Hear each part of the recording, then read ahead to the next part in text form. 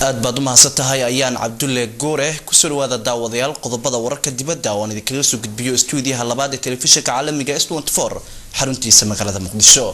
qodobada wararka dibadda idinku daawan doontaan waxa kamid ah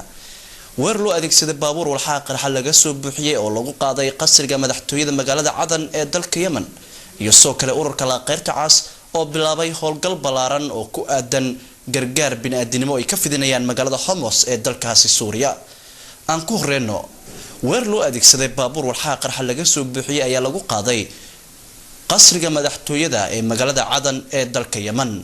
la soo wariyay 30 askari oo kuwa ilaalada jamhuuriga ayaa ku geeriyooday weerarkaasi waxaana soo kale ku dhaawacmay askar aad u fara badan inkastoo aan tiras rasmi ah la isku waafaqsaneen wariyaasha ku sugan goobta qaraxu ka dhacay gaar ahaan wariye u hadla BBC-da ayaa sheegaya in xaaladdu ay cakarantay ciidamaduna iyaga oo adeegsanaya dabaabado waaweyn oo kuwa dagaalka ay bilaabeen inay ku faafaan wadooyinka ku hareereysan qasriga si ay u helaan macluumaad ku aadan cidda weerarkaasi geysatay ciidamada ayaa la arkayay iyaga oo baalayaasha dhaawacyada lagu qaado ku daadgureynaya askarta ku dhaawacantay qaraxaasi ma jiro ilaa imika wax war oo ka soo baxay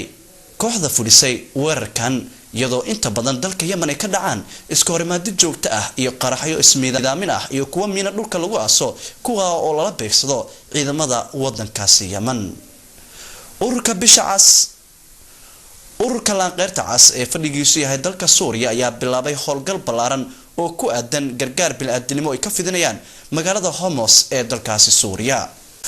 howlwadeennada gargaarka ee u diiwaan gashan ururka la qeyrta cas ee dalka Suuriya ayaa maanta oo sabti ah ka bilaabay magaalada Homs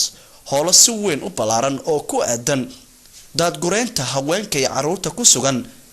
magaalada Homs iyo soo kale dadka aadka u liita ee dhibaatooyinka ka soo gaareen mushkiladaha inta badan ka holcaya magaaladaasi dalka Suuriya ayaa kamid ah dalalka ku yaala dunida Carabta oo ay ka taagan yihiin mashaqooyin aad u fara badan iyadoo xukuumadda iyo mucaaradkuna ay had iyo jeer dhex maraan dagaalo fool ka fool ah ciidamaduna inta badan la sheegayo in ay dhibaatooyin u geysteen dad rayid ah oo aan ku lug lahayn dhibaatooyinka ka holcaya dalkaasi Suuriya qodobadii wararka dibadda oo aad ka daawanayseen telefishinka caalamiga S24 ee magaalada Muqdisho